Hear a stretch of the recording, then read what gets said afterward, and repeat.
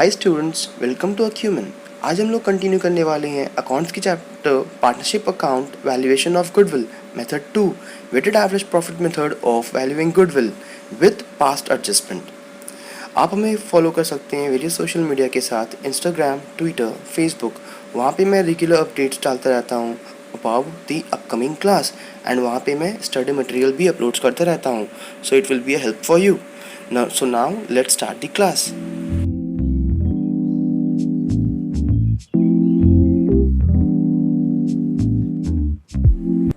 Good evening students, उम्मीद करता हूँ कि आप लोग सब अपने घरों में सुरक्षित और सेफ होंगे। तो आइए शुरू करते हैं हम लोग का ये चैप्टर वैल्यूएशन ऑफ गुडविल, जो कि हम लोग का क्लास 12 का अकाउंट्स का सेकेंड चैप्टर है। मेरे प्रीवियस वीडियो में मैंने आप लोगों को सिखाया कि गुडविल को किस तरह वैल्यू किया जाता है ये सेकेंड मेथड के through, weighted average profit method, और हम लोगों ने सिंपल सम्स किया था। आज की वीडियो में मैं आपको बताऊंगा कि पास्ट एडजस्टमेंट अगर रहेगा क्वेश्चन में तो हम लोग ये सम्स को किस तरह सॉल्व करते हैं। देखिए, सम्स में कुछ चेंजेस नहीं आएगा, हम लोग जितना सीख चुके हैं बस उसी को यूज करना है। अब हम लोग का बेस ऑलरेडी स्ट्रांग हो चुका है, सो अब हम लोगों को कुछ भी प्रॉब्लम्स नहीं आएगा। ओके, सो आइए देखते हैं सम्स नंबर 13 में क्या बोलता है। Calculate goodwill of a firm on the basis of 3 years purchase. तो ये 3 years ऑफ परचेज क्या है? Numbers of years of purchase का काम करेगा ये, राइट। सो फर्म का गुडविल हम लोगों को निकालना है किस फॉर्मूला यूज करके? वेटेड एवरेज प्रॉफिट का फॉर्मूला यूज कर। Of the last 4 year, the profit for the last 4 financial year ended 31st March 16 was 25,000। तो यहाँ पे 4 साल का प्रॉफिट दे रखा है। ये पहला ईयर जो एंड हो रहा है 31st March 16 में, उसमें प्रॉफिट कंपनी अर्न किया था 25,000 रुपीज, दूसरे ईयर में 27,000 रुपीज, थर्ड ईयर में 46,900 एंड फोर्थ ईयर में 53,810 रुपीज। और ये चारों साल का यहाँ पे वेट दे रखा है। The weight assign to each year is 2016 में 1, 17 में 2, 2018 के लिए 3 है और 2019 के लिए 4 है। इसके अलावा हम लोगों को कुछ एडिशनल इंफॉर्मेशन दिया है क्वेश्चन में। You are supplied the following information. क्या है ये इंफॉर्मेशन? जब 1st April 16, दैट मीन्स ये कौन से ईयर का स्टार्टिंग है? सेकेंड वाले ईयर का स्टार्टिंग है, राइट। बिकॉज ये फर्स्ट ईयर तो खत्म हो जाता है 31st March 16 में, उसके बाद से ही तो 1st April 16 आता है। ओके, सो सेकेंड ईयर का ये फर्स्ट डेट क्या था? 1st April 16, और ईयर एंड कब हो रहा था? 31st March 17 में। तो ये 1st April 16 जो रिलेट कर रहा है वो सेकेंड वाले ईयर से रिलेट कर रहा है। वहां पे कंपनी ने major plant repair was undertaken. Company के प्लांट में, फैक्ट्री में कुछ रिपेयर हुआ था जिसमें उन्होंने 10,000 रुपीज खर्च किया था, which was charge to revenue account. और ये एक तरीके का कैपिटल एक्सपेंडिचर है, बट बाय मिस्टेक कंपनी ने उसे रेवेन्यू एक्सपेंडिचर में चार्ज कर दिया है। ये गलत है ना students? The said sum to be capitalise for goodwill calculation. यहाँ पे लिख भी दिया है कि गुडविल कैलकुलेशन के पर्पस के लिए आप ये एक्सपेंस को कैपिटलाइज कर दीजिए। दैट मीन्स कि कैपिटल एक्सपेंडिचर समझ जाइए। अगर ये क्वेश्चन में नहीं भी मेंशन किया रहता तो हम लोग जानते हैं सर कि ये जो कैपिटल एक्सपेंडिचर होता है जिसका बेनिफिट कई साल तक चलता है, राइट। और बोला गया है कि subject to adjustment of depreciation. और ये जो कैपिटल एक्सपेंडिचर एक एसेट क्रिएट हो रहा है उसके ऊपर डिप्रिसिएशन चार्ज कर रहा है कंपनी 10% के अकॉर्डिंगली रिड्यूसिंग बैलेंस मेथड में। अब ये इसको रिड्यूसिंग बैलेंस मेथड बोलिए या रिटन डाउन वैल्यू मेथड बोलिए या डिमिनिशिंग बैलेंस मेथड बोलिए, all are the same, right. तो हम लोग क्या करेंगे? ये जो 10,000 रुपीज को चार्ज किया है रेवेन्यू से, दैट मीन्स कि वो प्रॉफिट से सब्ट्रैक्ट किया है, इसको ठीक करने के लिए हम लोग उसको वापस से ऐड कर देंगे। और ये जो डिप्रिसिएशन है 10% का, ये वो लोग करना भूल गया है। कैसे भूल गया है सर? यहाँ तो लिखा नहीं है कि भूल गया है। देखिए, ये चीज हम लोगों को समझना पड़ेगा। ये भूल गया है कैसे? क्योंकि ये एक्सपेंस को वो लोग रेवेन्यू एक्सपेंस माना है, और रेवेन्यू एक्सपेंस के ऊपर तो डिप्रिसिएशन कभी भी नहीं निकलता है ना। डिप्रिसिएशन तो हमेशा एसेट के ऊपर निकलता है, कैपिटलाइज एक्सपेंडिचर के ऊपर। सो जब हम लोग इसको कैपिटलाइज एक्सपेंडिचर कर देंगे उसके बाद से हम लोग इसके ऊपर डिप्रिसिएशन निकालना शुरू करेंगे। दैट मीन्स कि पीछे जाकर हम लोग जो वो गलती किया है कंपनी उसको ठीक करेंगे। ओके स्टूडेंट्स, और वो भी ये मेथड का ख्याल रखते हुए कि WDV मेथड को हम लोगों को यूज करना है। सेकेंड एडजस्टमेंट है कि closing stock for the year ended 31st March 17 and 31st March 18। मतलब कि ये वाला ईयर और ये वाला ईयर उसमें क्लोजिंग स्टॉक को ओवर वैल्यू करके रख दिया था 1000 रुपीज एंड 2000 रुपीज रेस्पेक्टिवली से। अब इस चीज को समझना बहुत ही इंपॉर्टेंट है, इसके ऊपर मैं आऊंगा, आप लोगों को एग्जाम्पल के थ्रू समझाऊंगा, बट उससे पहले इस पॉइंट नंबर 3 को समझ लेते हैं। To cover the management cost, company का मैनेजमेंट कॉस्ट को कवर करने के लिए annual charge of 5000 should be made for the purpose of goodwill valuation. That means कि गुडविल को वैल्यू करने के पर्पस के लिए हम लोगों को हर साल 5000 रुपीज मैनेजमेंट कॉस्ट के थ्रू चार्ज करना है प्रॉफिट से। दैट मीन्स कि ये 5000 रुपीज को हर साल के प्रॉफिट से सबट्रैक्ट करना होगा। ओके स्टूडेंट्स, सो ये पॉइंट नंबर 2 को आपको मैं एग्जाम्पल के थ्रू समझाना चाहता हूं कि ये क्लोजिंग स्टॉक ओवर वैल्यू हो गया है 1000 से और 2017 में और 2000 रुपीज से 2018 में, तो उसको किस तरह से ट्रीट किया जाता है। ओके, सो आइए देखते हैं इसका सोल्यूशन। मैंने आप लोगों के लिए यहां सम्स नंबर 13 का सॉल्यूशन किया हूं। फर्स्ट स्टेप यहां पे हम लोगों को अभी हम लोग क्या देख रहे थे कि 2 स्टेप में सम सॉल्व हो जा रहा था। पहला स्टेप था वेटेड एवरेज प्रॉफिट निकालना, दूसरा स्टेप था गुडविल का फॉर्मूला पुट करके निकालना। बट यहां पे एक स्टेप बढ़ जाएगा हमारा, क्यों? क्योंकि हम लोगों को जो लास्ट सम में प्रॉफिट दिया हुआ था उसमें कोई भी एडजस्टमेंट नहीं था, पर यहां पे हम लोगों को प्रॉफिट में कुछ एडजस्टमेंट है जो कि प्रीवियसली वो लोग करना भूल गया है या गलत कर दिया है, तो उसको पहले हम लोग सही करेंगे, एडजस्टेड प्रॉफिट निकालेंगे, करेक्ट प्रॉफिट, और एक बार करेक्ट प्रॉफिट आ गया तब हम लोग वेटेड एवरेज प्रॉफिट की तरफ जाएंगे स्टेप नंबर 2 में। तो आइए इस चीज को समझते हैं। सबसे पहले हम लोगों को जो 4 इयर्स का प्रॉफिट दिया है, हम लोगों को 4 कॉलम्स बना लेना है प्रॉफिट लिखने के लिए और एक कॉलम पर्टिकुलर्स का बना लेना है। तो यहाँ पे ईयर्स एंडेड जो है 31 मार्च 16 को ईयर एंड हुआ था, तो ये ईयर का शुरुआत कब हुआ होगा? 1 अप्रैल 15 में ना। ये वाला ईयर का शुरुआत कब हुआ होगा? 1 अप्रैल 16 में ना। ये 1 अप्रैल 17 और ये 1 अप्रैल 18, तभी ना ईयर एंड 31 मार्च 19 हुआ है 12 मंथ के बाद। तो आइए देखते हैं। सबसे पहले प्रॉफिट बिफोर एडजस्टमेंट, जैसे हम लोगों को क्वेश्चन में प्रॉफिट दे रखा था 25,000, 27,000, 46,900 एंड 53,800, हम लोग वो चीज को लिख दिए हैं।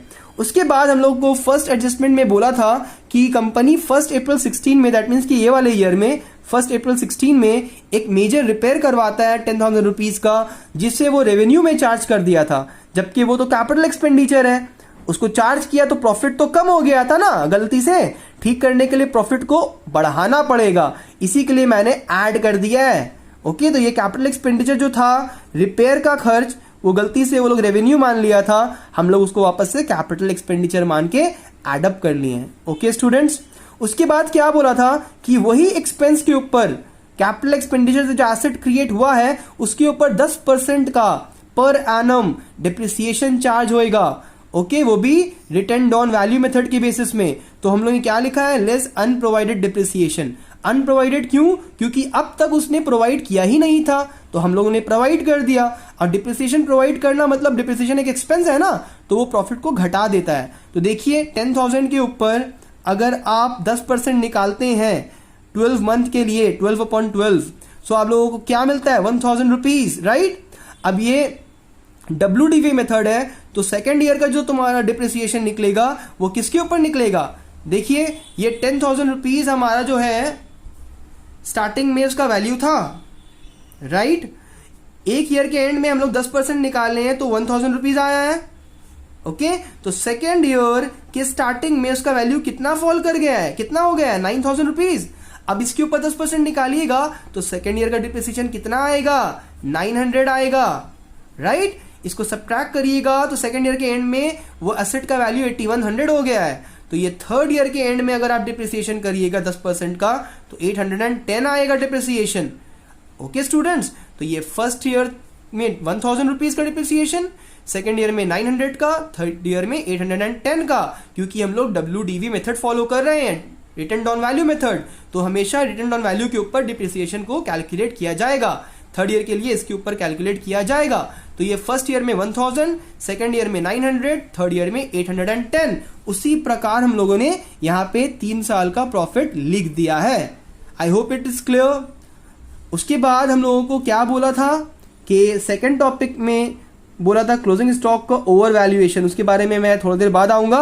उससे पहले मैंने इजी वाला बता देता हूं कि थर्ड पॉइंट में वो लिखा था क्वेश्चन में कि कि मैनेजमेंट कॉस्ट को कवर करने के लिए ईयरली 5000 का एक्सपेंस आता है। ओके, तो हर साल के प्रॉफिट से, हर ईयर के प्रॉफिट से हम लोगों ने 5000 रुपीज को माइनस कर लिया है। ओके, सो अब सीखते हैं कि over valuation of closing stock कैसे हम लोग उसको डील करेंगे।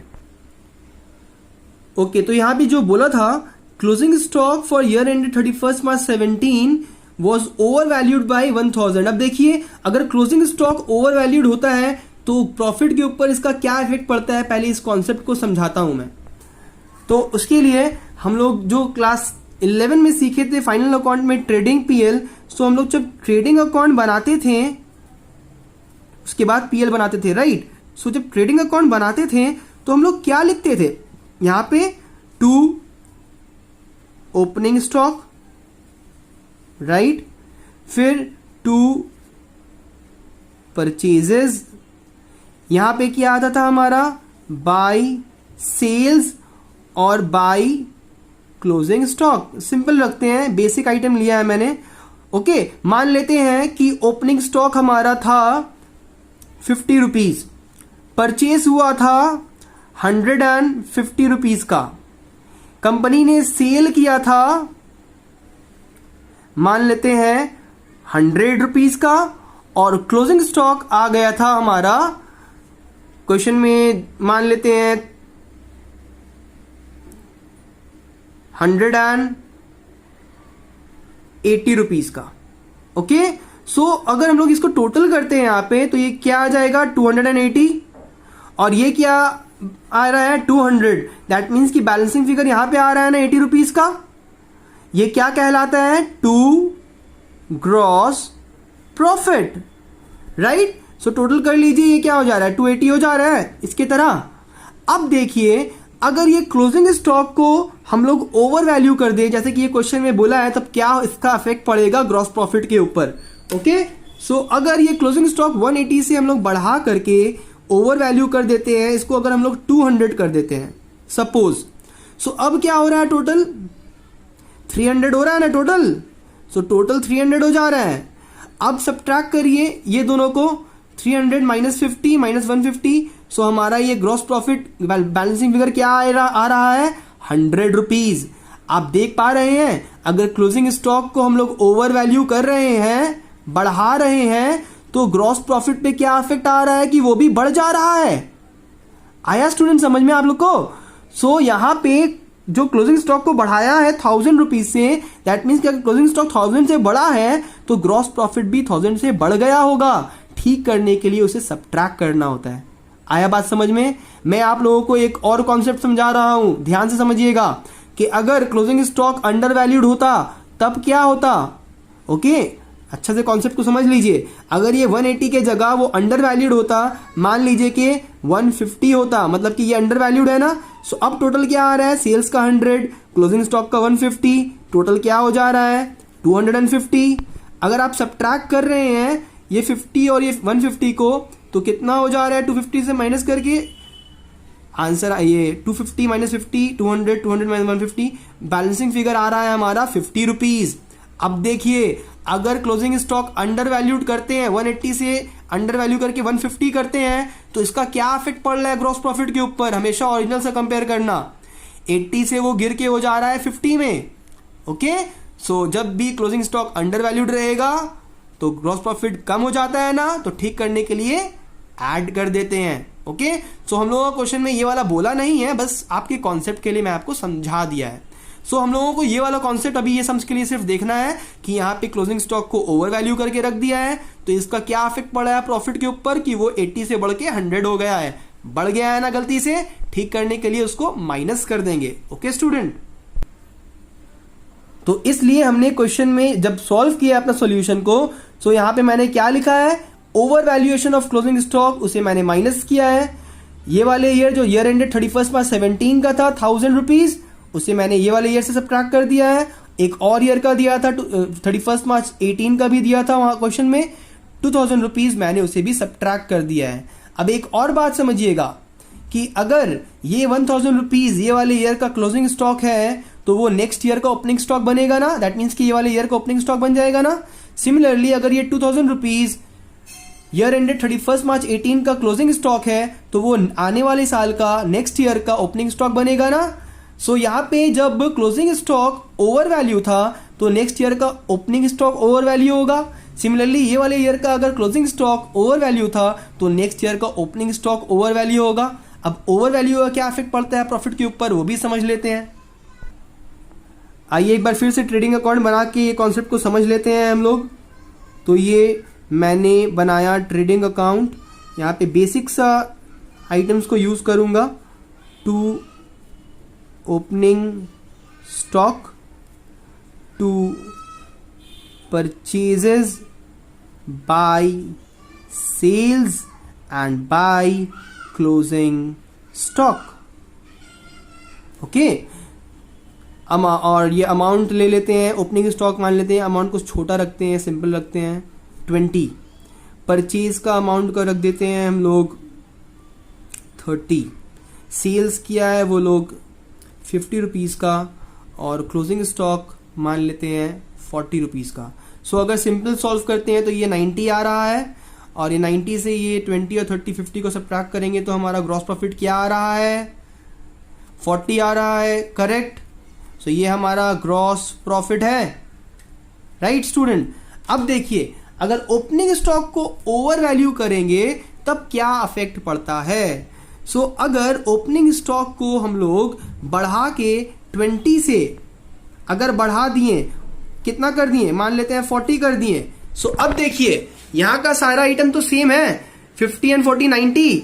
अब 90 से ये वाले को भूल जाइए आप, अब 40 को देखिए, 40 सब्ट्रैक्ट करिए और 30 सब्ट्रैक्ट करिए, तो 90 से ये 40 30 सब्ट्रैक्ट करेंगे तो बैलेंसिंग फिगर क्या आएगा पता है आपको, 20 आएगा।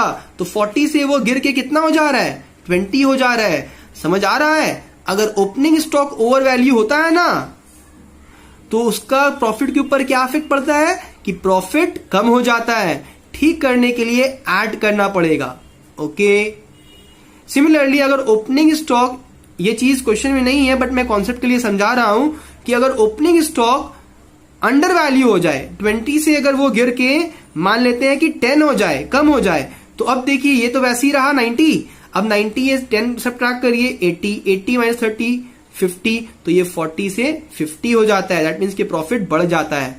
तो अगर ओपनिंग स्टॉक ओवर वैल्यूड है तो प्रॉफिट कम हो जाता है, ठीक करने के लिए प्लस करेंगे।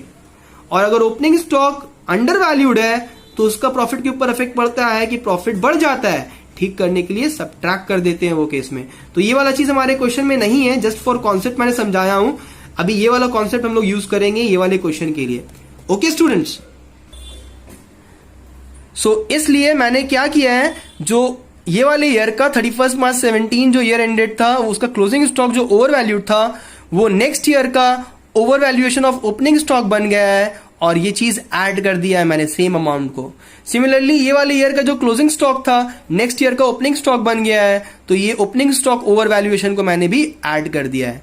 अब सारा वर्किंग को मैंने यहाँ पे एडजस्ट कर लिया है। तो ये मैं सॉल्व करके मैं यहाँ पे प्रॉफिट आफ्टर एडजस्टमेंट निकाल लिया हूं 4 इयर्स का। ओके, स्टेप नंबर 2 में हम लोगों को क्या निकालना होता है, वेटेड एवरेज प्रॉफिट। अब हम लोग नॉर्मली आ जाते हैं, जो हम लोगों ने फॉर्मूला सीखा है वेटेड एवरेज प्रॉफिट का, अभी तक जो हम लोगों ने मेहनत किया है वो यही चीज निकालने के लिए किया था। ओके, सो वेटेड एवरेज प्रॉफिट का फर्स्ट सम में ये चीज सिंपली दिया हुआ था, तो हम लोगों को इतना मेहनत नहीं पड़ा था एडजस्ट करने का, पर यहाँ पे एडजस्टमेंट था तो हम लोगों ने एडजस्टमेंट किया। फिर 5 इयर्स को ऐसे लिख दिए हैं, ईयर का स्टार्टिंग किया है वो मैंने आपको ऑलरेडी बता दिया, आप लोग लिख देना 1 April 15 to 31 March 16, 1 April 16 to 17 and like that. ये 4 इयर्स का प्रॉफिट को मैंने यहाँ पे लिखा हूं, वेट्स भी दिया हुआ था क्वेश्चन में 1 2 3 एंड 4, वो लिख दिया है एज इट इज। फिर वेटेड प्रॉफिट कैसे निकलता है, ये प्रॉफिट को कॉलम ए को वेट से मल्टीप्लाई करके, दैट मीन्स कि A इंटू बी करके ये amount 20,000 into 1, 30,000 into 2, 40,000 into 3, 50,000 into 4 multiply करके ये वाला कॉलम आ गया। ये कॉलम को एड अप किए हैं तो हम लोगों को टोटल वेटेड एवरेज प्रॉफिट में टोटल वेटेड प्रॉफिट मिल गया है, ये टोटल वेट मिल गया है एड अप करके। अब जस्ट फॉर्मूला को यूज करना है वेटेड एवरेज प्रॉफिट का, total weighted profit by total of weight. So ये 4 लाख बाई 10,000 हम लोगों को क्या दे देगा, 40,000 रुपीज। और फिर हम लोगों को थर्ड स्टेप में आना है, गुडविल का फॉर्मूला वेटेड एवरेज प्रॉफिट ये वाला को यूज कर लेना है, और क्वेश्चन में हम लोगों को numbers of years of purchase दिया हुआ था, इसके लिए आपको कोई भी मेहनत करने का जरूरत नहीं पड़ा है, जस्ट मल्टीप्लाई करिए और गुडविल का वैल्यू निकाल लीजिए।